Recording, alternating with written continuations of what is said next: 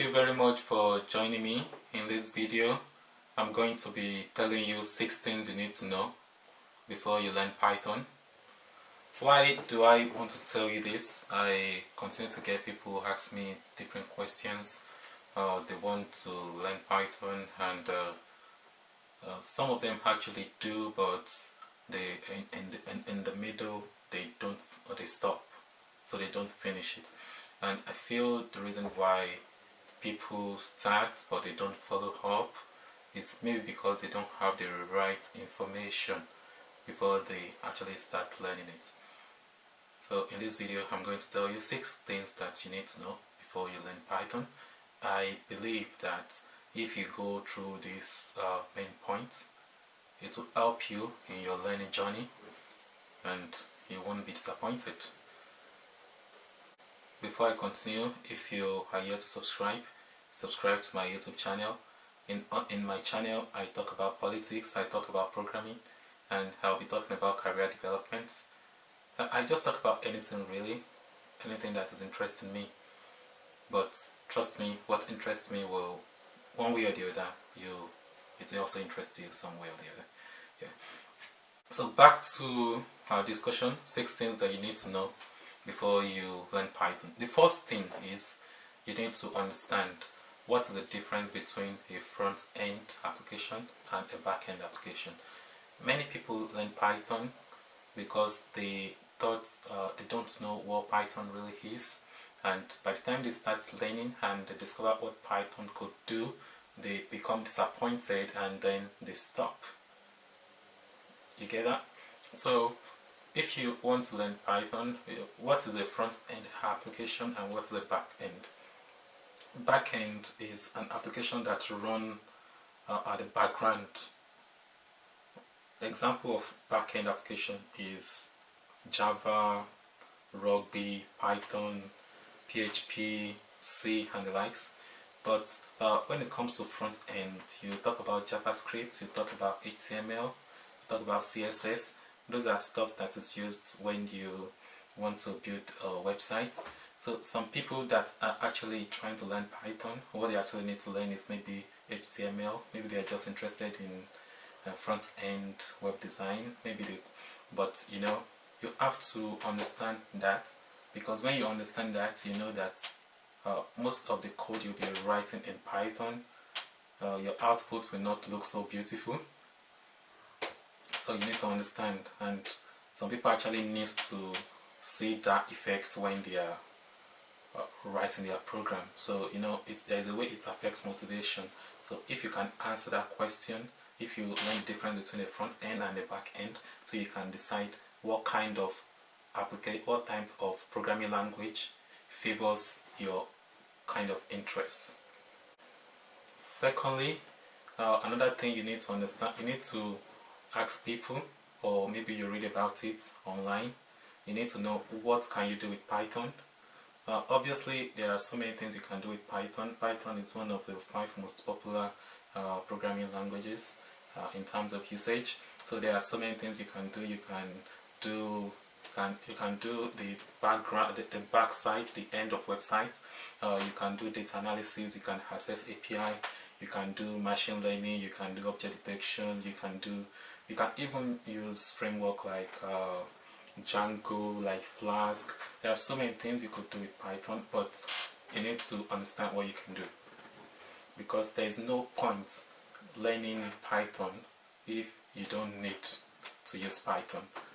Because if you're learning a programming language, you're supposed to have applications for that language. If you don't have a way of using it, then it's either you stop learning it or it just doesn't work. So you need to understand what you can do with Python, and then how Python relates to what you want to do, and then with that it can help you. You know, when you know what Python can do, you can even start small projects so that as you learn. So that is why you need to understand what Python could actually do. And after you've understood the difference between the back end and the front end, you understand what you can do with Python. The next thing I will think you should do is the third, which is install Python. Python is an open source software. So all you just need to do is to go online and download the software. If you like, you can download Python. There are other ways by which you can access Python. You can use Anaconda, so you can learn using IDE like PyCharm, like VS Code, like Spider. There are different ways by which you can use the Python programming language, but either way you just need to install Python, and when you install Python, then you can use it. Another thing is you need to understand different kinds of Python. You know, we have Python 2.7, Python 3. There is Python 2, there is Python 3. So you want to make sure that you need to understand that if your code is written in Python 2 and you have Python 3, then it can work.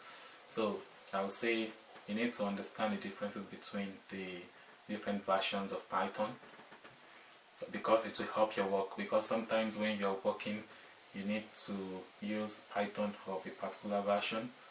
So, but I think that is something that you will get along the way.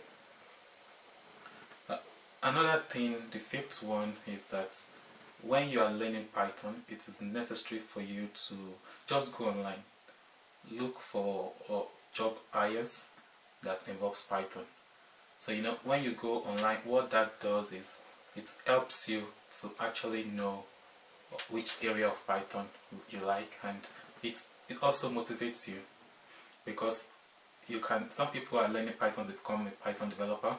Some are learning Python because they want to become a data analyst. Some are learning Python. Some have even positions that is not that has no Python in the name, but they use it. Like some project manager use Python for analysis on their own, and you know. So you can look at the job that you want, and then you look at ways in which Python could help. So it can actually help you in your learning journey.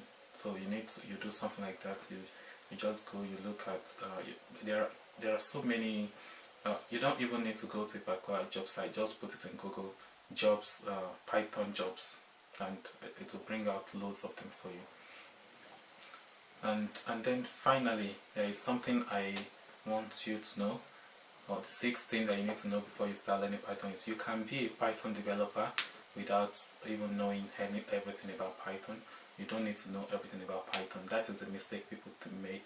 People think that when you are learning Python before you could have a job, or you have to learn everything. No, the Python programming language is a very wide programming language. It's difficult for you to know everything.